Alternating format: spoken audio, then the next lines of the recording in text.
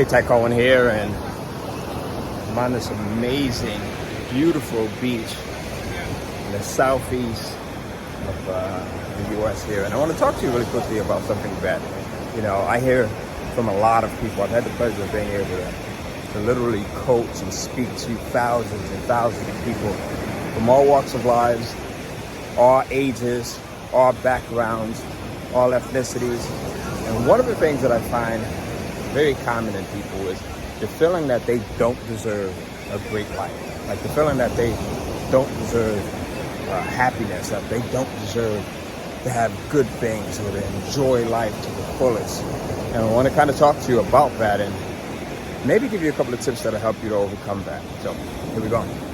So just to give you a little bit of background on myself, if you don't know who I am, my name is Ty Cohen. I have been in business for well over 25 years to some degree, and I've had ups and downs. I've done really well, and most of my businesses have had multiple businesses, and I come from a background where I didn't know anyone personally that owned a business. I didn't know any entrepreneurs. I didn't know anyone who had started a business from scratch in the way that I did, the way that I wanted to. I didn't have anyone to model that was up front and personal. And I actually came from a very interesting background. When I say interesting, I'm talking about a background that was full of poverty. I grew up in one of the worst housing projects in the U.S. My mom was on welfare, and at one time got as little as $400 a month to take care of like 4 kids. And my mom and dad were separated. So that gives you a little bit of insight on me, right? There's some other things there as well. But I don't want to talk about me. I want to talk about how you can overcome this feeling of thinking that you don't deserve greatness, regardless of where you are currently, regardless of where you come from, right? So there's so many people that didn't have a silver spoon in their mouth, or that didn't come from wealth, that didn't come from, things like this. You see a lot of the homes that are here on the beach, and people actually live in these homes. These are multi-million-dollar homes here. And for the most part, most of us did not grow up this way, right? So it becomes very challenging to think that, well, if I didn't grow up that way and it wasn't a part of my regular daily life, how do I get to that point where, number one, I feel like I deserve it, and then number two, I can start moving towards a much better life without self-sabotaging myself. And I think the first thing is just realizing that if there's someone else that has done anything that you're looking to do, chances are they didn't start out that way. Like they didn't come out the womb that way. Like they didn't come out of their mother's womb, in whatever position they're currently in. Chances are they had to work their way up to that, right? And chances are they probably were no smarter than you, probably no more charismatic than you, probably no better looking than you, right? No more beautiful than you, no more handsome than you. They probably didn't have more connections than you. The one thing that they did have is the belief in themselves. And the way that we get the belief in ourselves is just to really look at the things that we've been able to accomplish in the past, even starting with like the super small things, and remembering what it felt like to, number one, want to have those things in our life, whether it was, passing a test back in elementary school or high school or university or college, or getting your first car, or getting your first girlfriend or your first boyfriend, or buying your first home, whatever it may have been, right? Starting with the small things and just remembering what it felt like to initially want that thing, so to have the desire initially. And then not knowing how you were going to achieve it, right? Not knowing how you were going to achieve it. So I keep a cigar box by my desk, and this cigar box is full of just all of my accomplishments, all of the things that I initially set the goal for and that I wanted to achieve, and that at first I didn't have any idea as to how I was going to achieve them, and then ultimately was able to successfully not only meet those goals, but in many instances be able to go out and really exceed them, right, beyond my dreams. We're here on the beach, and I've got a beautiful house. Not only one beautiful house here on the beach, but 2 beautiful homes here on the beach. And I never thought that was possible, right? That's a much larger example. Smaller examples are having children. I never thought that, I was born with sickle cell anemia, which is a deadly chronic disease. And I never thought that I would have children. And not only have I been able to be blessed with one child, but I have 4 children, 4 incredible children. So starting with some of the things that are smaller on your list, and just thinking back, like, what did it feel like to, number one, first have that desire, and then number 2, to be able to think about what do you have to do to get to the point where you actually achieve this goal, right? So we could say taking a test, and you have to start with things that are small. Taking a test and saying, hey, okay, well, I've got the science test that's coming up next week. My professor and my teacher has already informed us of this thing. In many cases, they'll let us know what the test is going to be on, in some cases, right? Unless it's if you've got one of those teachers or professors that were a hard ass. So now you have an idea as to what to shoot for. You have an idea as to where to aim. And I think that's the first step for many people, is knowing exactly with clarity what you should be aiming for. If you know what you should be aiming for, then you have a much better chance at actually reaching it. You significantly increase your chances at reaching it if you have a clarity in what you want to aim for. The second thing is you start to take action. Like, I think that the thing that holds most people back is they prepare and put more time in preparing than they do in taking action. But oftentimes you can take just blind action, right? Taking action with faith and moving towards that direction. So going back to the science test that would be taking place in a week from now, right? Just going in and number one, preparing, and then opening up your books and actually studying, right? Taking action, actually studying, maybe making notes, maybe getting together with a friend that's also in the class and saying, hey, let's have a study session, right? Let's review, let's quiz one another. So taking massive action. The more action that you can take, the better your results.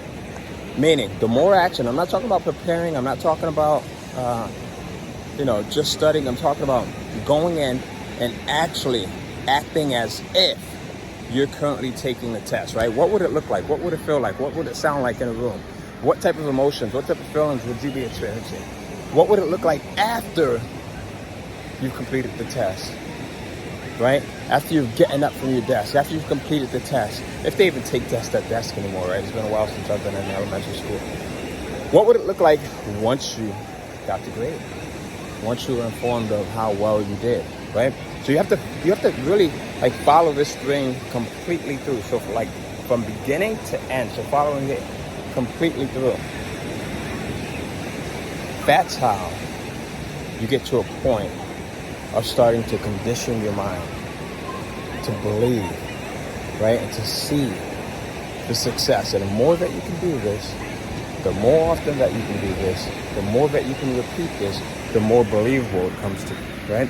So before we end up having properties here on the beach, one of the things that I would do is I would picture, what does it feel like to actually close on the deal, right? And even before that, what does it feel like to actually start searching for property? What does it feel like to speak to the real estate agents, to interview different real estate agents, right? To really understand what type of property we wanted, how many bedrooms, how many bathrooms, right? Did we want an elevator in it? And coincidentally, one of our properties has an elevator in it. How far did we want it on the beach? Did we want it on the beach, right? Even as far as what color did I want the interior, what color did I want the exterior, right? What would it feel like once we were actually at the closing office and we were signing off on this mortgage here? What would that feel like? What would I say to my wife? What would my wife say to me? What would our kids feel like? What would the closing agent say, right? What would it feel like to have our mortgage come in every month? What would it feel like to have the payments go out every month? So getting as granular and as detailed as possible with this stuff. Look, I know it might seem like a lot of work, but this stuff works. It may seem like a lot of work, but this stuff works. And then, after that, we've closed on the property, right? How would other people, meaning our parents, right? Our relatives, our children, how would that encourage and motivate and inspire other people to believe that they can also do it? To believe that if I could do it, a kid from Clover Panic Village, one of the housing projects that was listed as one of the worst housing projects of the time, a kid whose mom got $400 in food stamps and state government assistance. A kid who was not born to wealthy parents, who did not receive an inheritance. A kid who's not part of the Illuminati. A kid who didn't have a rich uncle. A kid who had to figure it out. Grow up into this man who now is able to live the life of his dreams. And it starts with, number one, understanding that you too can achieve anything that me or anyone else has ever achieved. It starts with understanding and believing that you are so deserving of it. And it starts with recognizing when those thoughts of undeservingness come into play and countering those. Use me as the example. Whatever it is, you may not want a house on the beach, but whatever it may be, right? You might want a healthy relationship. You might want to lose weight. You might want to gain muscle. And say, you know what? Why can't I do this? There's millions of other people, tens of millions, hundreds of millions of other people that have done exactly what it is that I want to do. People that are no smarter than me, that have no better resources than me, that are no stronger, wiser, more intelligent, good-looking, handsome, well-connected than me, right? And if they could do it, you could do it. This stuff gets easier and easier, and it becomes a game, folks. I'm telling you.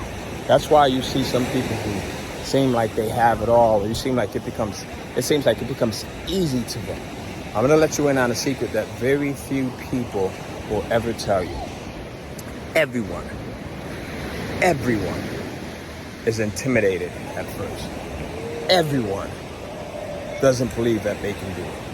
Everyone deals with imposter syndrome. Everyone feels like they don't deserve it. Everyone thinks that they have to work extra hard. Everyone deals with self-doubt. But very few people will actually go in and continue to push forward, even when all of those false obstacles, false beliefs, false thoughts come up. Very few people will continue to push forward.